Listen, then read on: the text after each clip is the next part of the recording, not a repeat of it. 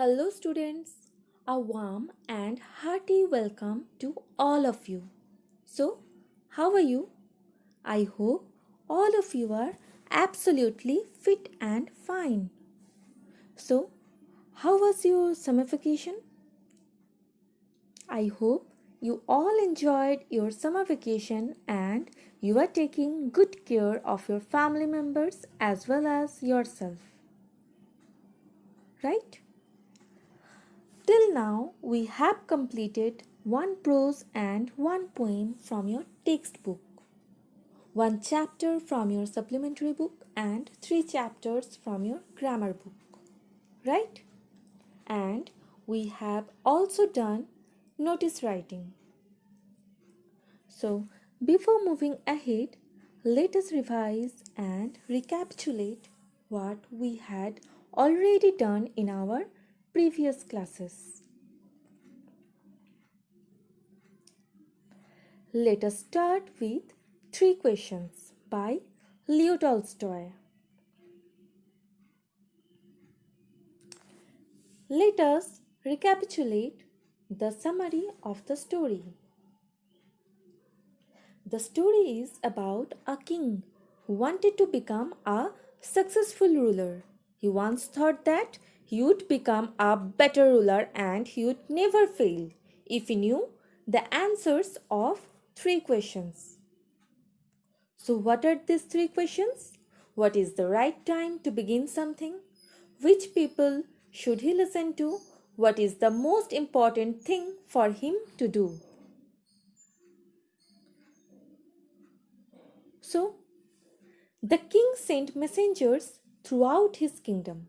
He promised to give a large sum of money as reward to anyone who would answer these three questions. Many wise men tried their luck. They gave a number of answers. In answer to the first question, one said that the king should prepare a timetable and follow it. Another said that the king should do whatever seemed him necessary at that moment. The third suggested that the king should consult wise men or magicians. Answering the second question, they gave top importance to his counselors or to priests or to doctors or to soldiers. In reply of the third question, the wise men gave importance to science or fighting or religious worship. Different people answered differently. The king was not satisfied at all from the answers he got, so he gave no reward. Therefore, the king decided to seek advice of hermit, who was widely known for his wisdom. Now, who is a hermit? A hermit is a person who lives alone and lead a simple life. Here, in this story, the hermit was old and weak. He lived a simple life. He was clad in ordinary clothes. He lived in a wood. The king decided to go to him just like an ordinary people. He left his horse and bodyguard and wore a simple cloth and went alone. The king went to hermit's hut. He was digging the ground. The king repeated his questions. The hermit went on digging. The king offered hermit help in digging. After digging for a long time, the king was tired. He repeated his questions. The hermit gave no answers, stood up, stretching his arm for the spade.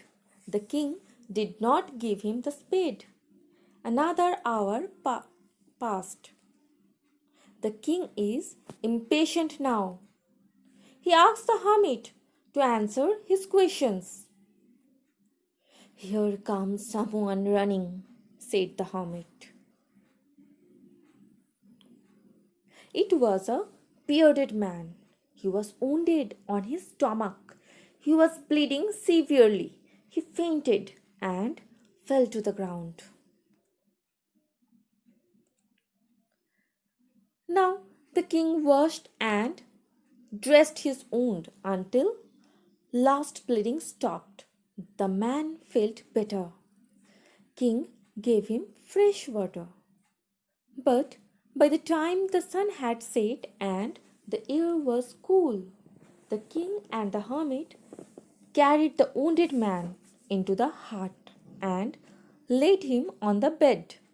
The man fell asleep on the bed. The king, tired by his walk and work, laid on the floor and slept through the night.